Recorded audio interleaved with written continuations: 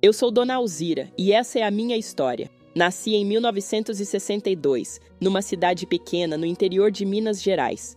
Terra vermelha, cheiro de mato, galinha no quintal. Cresci entre roças e orações. Meus pais eram da Igreja Batista, fervorosos, daqueles que acreditam que tudo tem que ser como está na Bíblia. Naquela época, mulher não escolhia nada, nem o vestido, nem o marido. Eu tinha 16 anos. Era magrinha, cabelo comprido, vivia com os pés descalços, rindo à toa. Sonhava em ser professora. Guardava papel de pão para escrever poesia escondida. Achava bonito ver as professoras da cidade com roupa passada, sapato limpo, caderno debaixo do braço. Achava que um dia talvez fosse eu. Mas meu sonho morreu numa tarde abafada, quente, de janeiro. Lembro como se fosse hoje. O sol queimando as telhas e minha mãe me chamando na cozinha. Alzira, senta aqui que seu pai quer falar com você. Meu pai estava sério, mais sério que de costume. Filha, o pastor Elias conversou com a gente. Ele quer te casar. É um homem temente a Deus, respeitado. Tem casa boa, estabilidade. É um presente de Deus para você. Eu travei. Pastor Elias? Ele tinha 40 anos, eu só tinha 16. Um homem já vivido, viúvo e sempre tão duro. Ele não sorria, não brincava. Só falava da Bíblia, do pecado, da punição. Mas eu não amo ele, pai. Nem conheço direito. Amor vem depois, Alzira. Primeiro vem o compromisso. Ele é homem de Deus. Isso é uma honra. Naquela noite, eu chorei até meu travesseiro ficar encharcado. Mas ninguém me ouviu. 30 dias depois, me vestiram de branco. A igreja cheia, todos sorrindo, louvando. E eu parecia uma boneca. Por dentro, um deserto. Quando disse sim, foi só da boca para fora. Meu coração dizia não, tão alto, que achei que alguém fosse ouvir. Ninguém ouviu. A casa do silêncio, a casa dele, que agora era minha, era grande, mas gelada. Não de temperatura, mas de afeto. Elias era exigente. Mandava em mim como se eu fosse um servo. Escolhia minha roupa, minhas palavras. Me olhava de cima a baixo, como quem inspeciona uma coisa que comprou. Mulheres de Deus se vestem com decência, dizia ele, até quando minha saia ia abaixo do joelho. Não podia visitar minhas amigas, não podia falar alto, não podia rir demais. Tudo era pecado, até sonhar era pecado. Tivemos 3 filhos, e eu os amava mais do que a mim mesma. Foram minha salvação em muitos dias escuros, mas mesmo como mãe, eu me sentia podada. Eu não podia educá-los como achava certo. Tudo era ele quem decidia. Usava a Bíblia como chicote. Às vezes, quando discutíamos, ele me mandava ajoelhar no milho e orar por perdão. Eu fazia, não porque achava certo, mas porque tinha medo. Medo de apanhar. Medo de enlouquecer. Meus pais sempre diziam, é assim mesmo, casamento é cruz, aguenta firme, Deus honra. Mas Deus me parecia longe. Eu falava com ele em silêncio, nas madrugadas.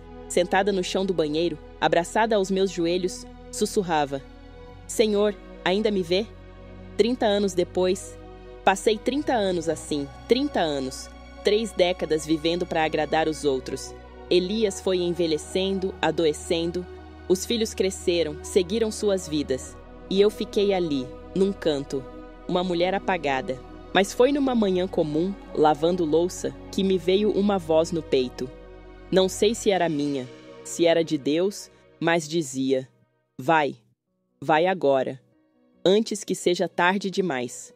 Não pensei 2 vezes. Tirei o avental, peguei uma mala velha, coloquei 2 mudas de roupa e fui até a casa dos meus pais. Eu vou embora, eu não aguento mais. Quero viver pelo pouco que sobrou de mim. Minha mãe chorou, mas não de dor, de vergonha. Meu pai não disse uma palavra, mas eu vi no rosto deles, me achavam ingrata, como se eu tivesse cuspido na bênção. Na cidade fui chamada de rebelde, de insensata, até de endemoniada. Mas eu fiquei firme, aluguei um quartinho num bairro simples, comecei a bordar, costurar, ganhar meu dinheirinho. No começo, doía dormir sozinha, não pela falta dele, mas porque a liberdade também assusta quando você viveu presa. Hoje eu tenho 62 anos. Vivo sozinha, com meu jardim de girassóis e meus bordados coloridos. Meus filhos me respeitam, meus netos me abraçam, e quando me perguntam: Dona Alzira, por que a senhora não saiu antes? Eu respondo: porque antes eu não sabia que podia. Nos primeiros meses no meu quartinho alugado, tudo era estranho. Silencioso, não tinha grito, não tinha ordem, não tinha ninguém me vigiando. E sabe o que é mais triste? No começo, eu sentia culpa por me sentir livre. Eu acordava assustada às vezes. Pensava que ele ia abrir a porta e me chamar de volta. Que meus pais iam bater na porta, trazer um pastor para me aconselhar. Mas ninguém veio, nem ele, nem meus pais. O silêncio que antes me sufocava, agora começava a me abraçar. Comecei a bordar de novo. Bordado foi minha paixão escondida por anos. Nas noites frias do casamento, eu pegava uma agulha e desenhava no tecido aquilo que não podia falar. Flores, pássaros, céu azul. Como se minhas mãos estivessem escrevendo minha alma. Agora, bordar era diferente. Era um grito de liberdade. A vizinha do lado, Dona Cida, me viu com um pano de prato bordado no varal e perguntou se eu fazia por encomenda. Fiz. Depois uma toalhinha, depois uma colcha. Em 3 meses, meu nome já corria nas bocas das senhoras do bairro. Alzira, a que borda bonito. Ganhei meu dinheirinho. Pouco, mas meu. Comprei minha primeira cafeteira elétrica. Pode parecer bobo, mas para mim foi um símbolo. Nunca pude escolher nem o jeito de fazer meu café. Agora, eu apertava um botão e cheirava liberdade no ar. Olhares e julgamentos, mas nem tudo era leve. Na rua, algumas pessoas me olhavam torto, me evitavam no mercado. Algumas mulheres da igreja diziam que eu perdi a cobertura espiritual do marido. Outros diziam que eu abri brecha para o diabo. E teve um dia que uma senhora, que eu conhecia desde mocinha, me olhou nos olhos e disse: Você devia ter ficado. Deus odeia o divórcio. Eu segurei o choro. Mas quando cheguei em casa, desabei. Não era por raiva, era por tristeza de ver que para muitos eu nunca fui pessoa. Fui apenas esposa de pastor, mas aí eu me lembrava. Eu saí. Eu fiz o que muitas não conseguem. E isso me dava força. Os filhos? Os filhos. No começo ficou um silêncio entre a gente. Eles ficaram confusos. Criados sob a rigidez do pai, não sabiam muito bem como lidar com minha nova vida. Achavam estranho me ver de vestido florido, ouvindo música da Marisa Monte e tomando café na varanda. O mais velho, o Daniel, um dia veio me visitar.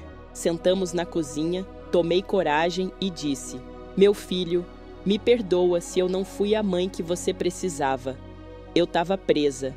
E às vezes, quando a gente está presa, esquece até de respirar. Ele segurou minha mão, chorou e disse: Mãe, a senhora fez o que pôde, agora está livre. E eu tô feliz por isso. Foi o dia mais feliz da minha nova vida. Depois disso, os outros vieram também. O do meio me levou para conhecer o mar. A primeira vez que vi o mar foi com 58 anos. O mais novo me trouxe uma TV nova e disse: Agora a senhora pode ver o que quiser, não só pregação. Com o tempo, comecei a me redescobrir. Descobri que gosto de orquídeas, que detesto giló, que amo andar na chuva, coisa que nunca pude fazer. Voltei a escrever. Peguei um caderno novo e comecei a anotar minhas memórias.